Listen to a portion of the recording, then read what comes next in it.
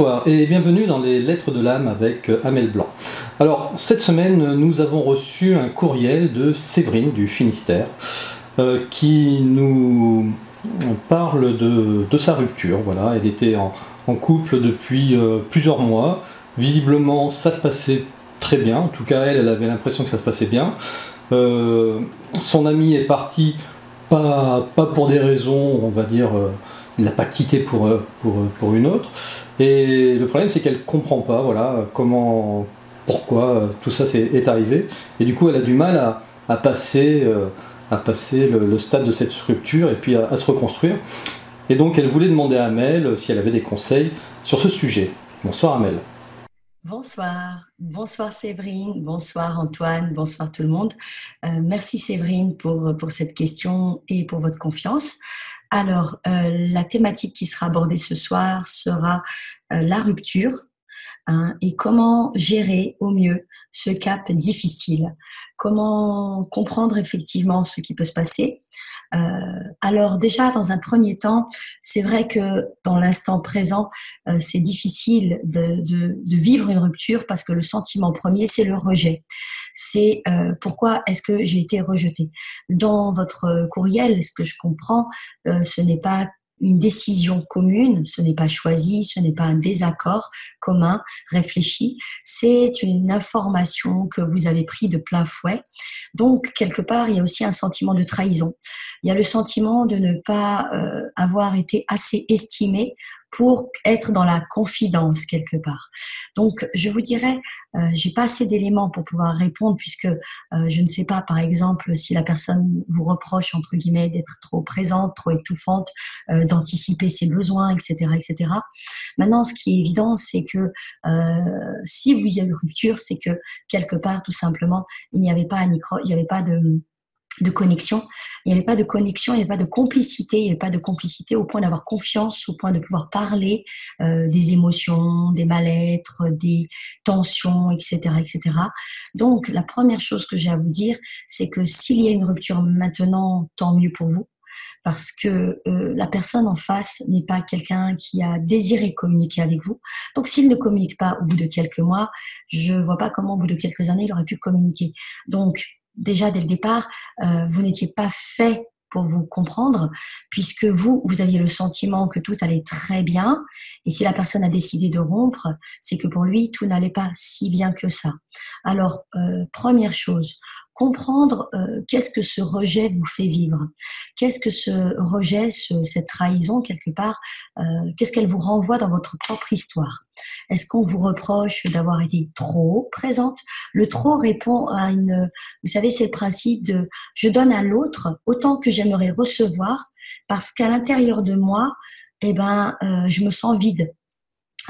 Ou je ne m'aime pas assez et donc j'attends que l'autre même pour deux quelque part. Et pour avoir l'amour de l'autre, je vais lui donner. Et pourquoi on parle de aimer trop? Quand on aime trop, c'est qu'on aime l'autre, mais on donne à l'autre ce que nous-mêmes on aurait aimé recevoir. Donc effectivement, la personne peut se sentir étouffée, submergée parce qu'elle reçoit deux fois la dose quelque part. Et puis en même temps, il y a de la frustration qui peut naître chez vous parce que la personne en face ne va pas vous renvoyer la quantité de ce que vous donnez. Et ça, pour moi, c'est un couple qui, dès le départ, est bancal émotionnellement pour une raison simple, c'est que vous n'êtes pas plein de vous-même. Quand je dis plein de vous-même, c'est pas au sens de l'ego, c'est pas je m'aime, c'est pas narcisse, c'est pas dans cette idée-là.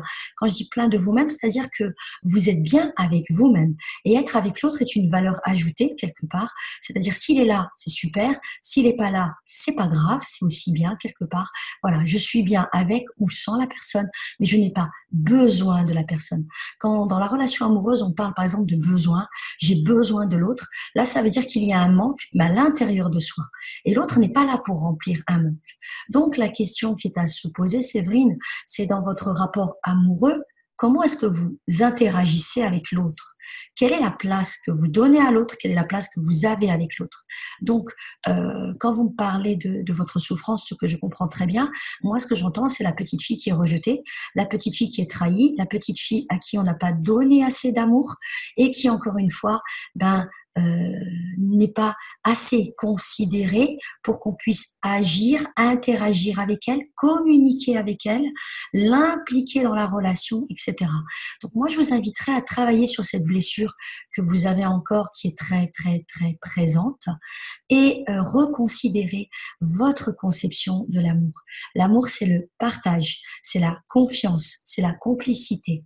Ce n'est ni envahir l'autre, ni donner à l'autre ce qu'on aimerait recevoir. J'ai un scoop pour vous. L'autre n'est pas à vous. L'autre ne va pas recevoir pour vous les cadeaux que vous auriez aimé recevoir. L'autre ne va pas deviner dans votre tête ce que vous voulez ou ce que vous anticipez.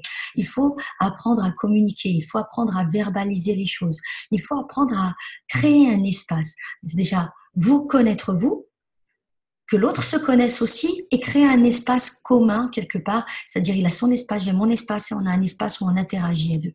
Je pense que lorsque toutes ces étapes seront franchies, vous trouverez forcément une personne qui vous convient parce que déjà, vous aurez trouvé le chemin vers vous-même.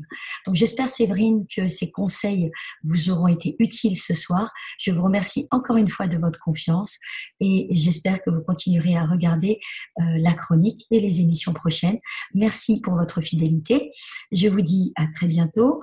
Toute personne qui souhaite communiquer avec moi de la même manière que Séverine peut m'envoyer un courriel à amelblanc18@gmail.com, me parler de problématiques personnelles, professionnelles, spirituelles. Où suis-je, que vais-je devenir, etc.